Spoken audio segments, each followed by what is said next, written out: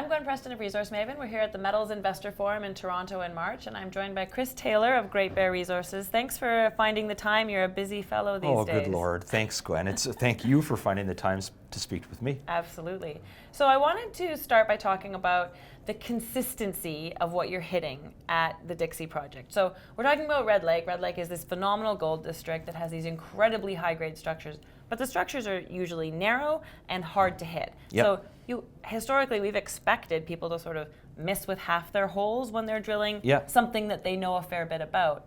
You guys are hitting in almost every hole. So that speaks to two things, I think: the strength of the system that you've tapped into and the strength of the model that you've developed to understand that system. Yeah, more to the strength of the system than anything else, really. It really has been remarkably consistent. We're finding with the drilling now, we can step into new areas and we'll hit the gold zones within 10 or 15 meters of where they're supposed to be consistently. I can't tell you how thick it's going to be, how many veins there'll be, or the grade before we drill it, but you keep hitting it, and generally, very nice grades. Right.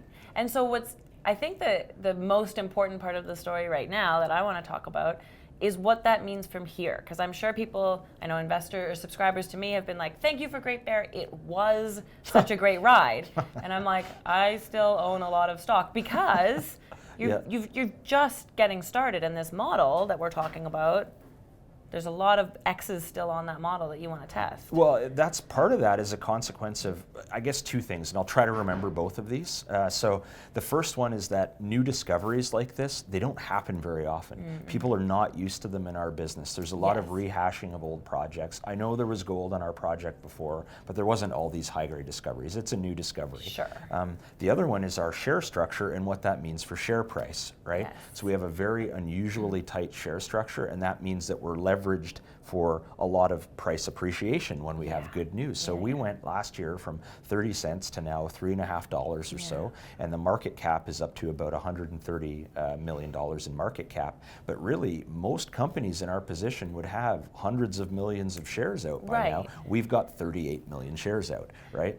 So it feels like the stock is expensive, but you have to look at market cap, not share price, to understand. That's right. We look at predecessor projects in the Red Lake district that have been like our discovery. Well, you know, I know that we're now comparing ourselves to some big things, right? So, but if you thought about the high-grade zone discovery at the main Red Lake gold mine, what was that worth? I mean, it took Goldcorp from a relatively small normal mining company to a $37 billion giant on the back of consistent high-grade gold production at 2 kilometers vertical depth. So if you take that kind of discovery, but you put it on the surface like Great Bear, I mean, that's where the valuation should come in. Is that worth our current market capitalization? I would argue, as a completely biased source, that we're nowhere near what we could be worth. And the thing is, that's based on what we know about the intercepts that you've reported and done so far. That's right. But going back to that model, I mean, where you understand the geology and the structure and the roots of this system, there is a huge amount of ground that remains untested, and you're taking steps out from where you are that are, larger than one would usually take in Red Lake, and it's working. So, I mean, there's a lot of ground left to test here. So, both in the exploration sense, you're still really early in the story. That's right, and we're sitting right beside. We figured out by using government seismic data and our own structural data and now our drill data that we're sitting right beside a very big, deep-seated crustal structure. The other one like this is what all the main mines in the Red Lake camp line up along.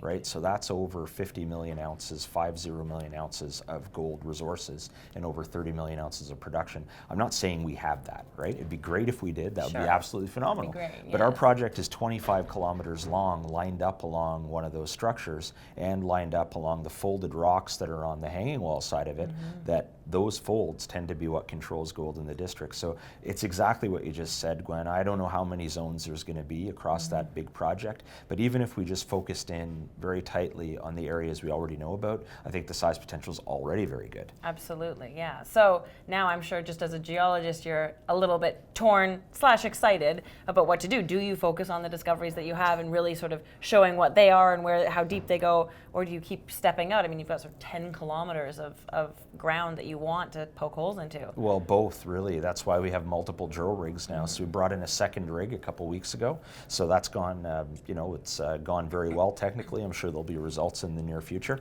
So that's doing exploration drilling on some of these other targets, and we continue to bang away on the other zones, the Hinge Zone and the Dixie Limb that we already knew about. Absolutely. Well, it's a really exciting story. It's exciting for the whole sector, and obviously for those of us who are invested and leading the charge. So congratulations, and I certainly look forward to what 2019 will bring. Me as well. Thank you very much, Gwen, for talking to me again. Absolutely.